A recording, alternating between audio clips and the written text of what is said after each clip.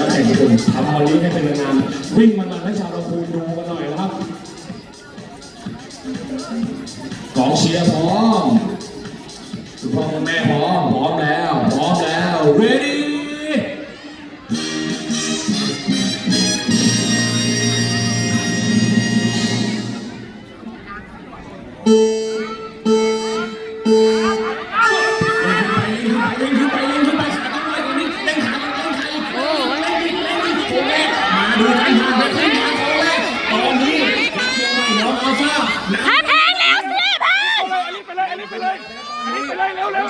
โค้งสองมาดูกัน3-4โซนต้องเล่งกว่านี้ต้นหนาวต้องไล่กว่านี้แพงเล่งกว่านี้หน่อย